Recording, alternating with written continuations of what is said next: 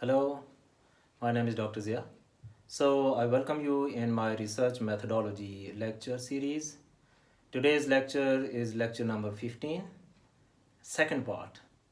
In this lecture, I'm going to talk about the second step of research process. As you know, in my previous lecture, I talked about the broad problem area, and this the second step that is called preliminary data gathering. So, let's move ahead. Preliminary data gathering. Nature of data to be gathered. Let me tell you that the most important thing is to gather information related to background, what I call background information. That is important. Second, what sort of data you should gather? You should gather data related to managerial philosophies, or what I call companies, policies, and other structural aspects of the information. Some perceptions you can add, some attitudes and behavioral responses of organizational members. So you can add this type of data. Then within this step, what sort of literature? Most of the people, they say that it is a kind of literature review. Yes, it is a kind of literature review. So literature survey, you should include documentation of comprehensive review of a published and unpublished work from what is called secondary sources of data in the areas of specific interest to the researcher. This is actually what we call literature survey. So use the library, use computer, and which enhance the speed of research in nowadays world. The question arises, why literature survey should be done? What are the reasons of literature survey? What comes in your mind? I would request you to pause and halt the video and comment below. Okay, reasons of literature survey. There are few reasons which are very important. Literature survey ensures that no important variable that has in the past been found repeatedly to have had an impact on the problem may be ignored or left out of the study. Secondly, it is also important because it gives an idea which emerges as to what would be the most important to consider, which is called parsimony, as we have studied in earlier lectures. Why they would be considered important, and how they should be investigated to solve the problem that is important. Thus, literature review or literature survey helps in developing the theoretical framework and hypothesis for future testing. Okay, so in this way, the problem statement can be made with precision and clarity. That's what I call precision and accuracy. Testability and reliability of findings of the current research can be enhanced. One does not run the risk of reinventing the wheel. So, this is wasting of efforts of rediscovering something that is already known. That's why literature survey is done. The problem investigated is perceived in the scientific community as relevant and significant. So, conducting literature survey, how to conduct literature survey, that is important. To conduct literature survey, remember these few things which I am going to share. Number one, go for extracting the relevant information. Start writing up the literature review. And many people ask that how it can look like. Give us some example, literature review example, how it would look like. So here an example can be like this, that introduce the subject of the study. In the beginning, you must introduce the subject of the study. What is the area of your study? What is the subject of your study? Just go for writing an introductory statements about it. Secondly, identify the research questions. Do remember that research questions trigger the future hypotheses or propositions, and they must be linked with the research objectives. 3. Build on previous research to offer the basis to get the next steps of the theoretical framework and hypothesis development. Do not build up just based on your perceptions and all this stuff. but built up on the basis of the existing theories and literature. So, conducting literature survey, remember that bibliography or references, that is very important. So, keep up your bibliography or references list or database. Keep the books, index of the books, libraries, abstract databases, summaries of the articles, book reviews, full text databases. Keep this record in your folder if you are working on the computer, or if you are noting them down on a notebook. So keep the record of it. How to extract the relevant information? A lot of people ask this question. So let me share few points here, few tips here, how to extract the relevant information. Let me tell you that soft copies selection is also one of the method to extract the relevant information. You can use it for your research. You can keep the record by selecting the soft copies of the articles, of the reports published, of the thesis already published. You can keep a record of that.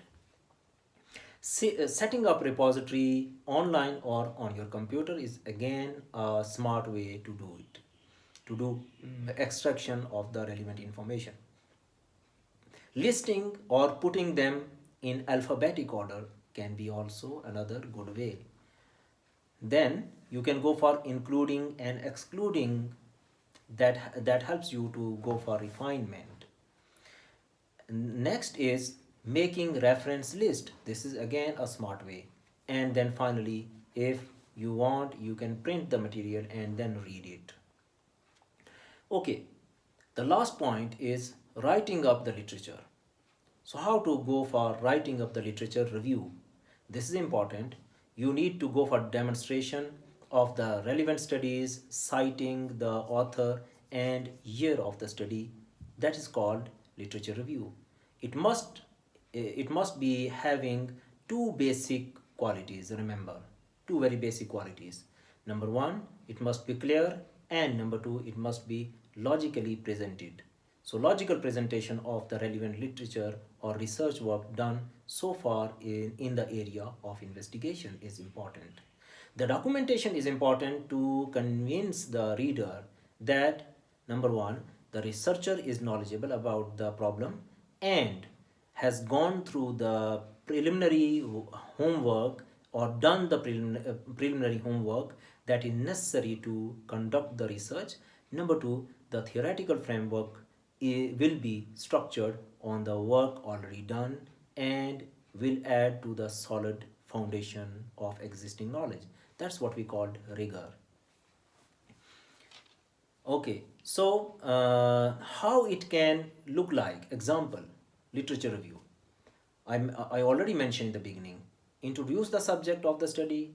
Second, identify the research questions. Third, build up on the previous research to offer the basis to get the next steps of theoretical framework and hypothesis development.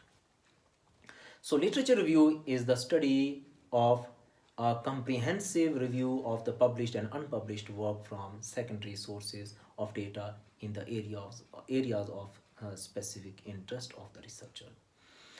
So the purpose of literature review is to ensure that no important variable is ignored that has been researched in the past. All right. So let's talk about what is the first step in this process. The first step in this process involves identifying the various published and unpublished material or documents that are available on the topics of interest and gaining access to these. The second step is gathering the relevant information either by going through the necessary material in the library or surfing the net. And the third step is writing the literature review. All right. Now, the purpose of, let me tell you, literature review should not be just simple literature review. It should be a critical review as well. Why I'm saying so, it should be a critical review. The purpose of critical review is that the precise purpose of your readings of the literature will depend on the approach you are intending to use in your research. So it's a sort of, you can go for deductive approach or you can go for inductive approach. Critically reviewing the literature is important because it includes the key academic theories within your chosen field. It demonstrates that your knowledge of your chosen area is up to date. That is important. It shows how your research relates to published previously published work or done work. So it also assesses the strengths and weaknesses of the previous work. And finally, I would say that it justifies your arguments by referencing or providing references related to research work, and it helps you to avoid plagiarism, which is very, very important. Now, what could be the literature sources? The literature sources can be three: primary, secondary, and tertiary. Primary sources could be reports, theses, emails, conference reports, company reports, unpublished manuscripts, sources, etc. etc.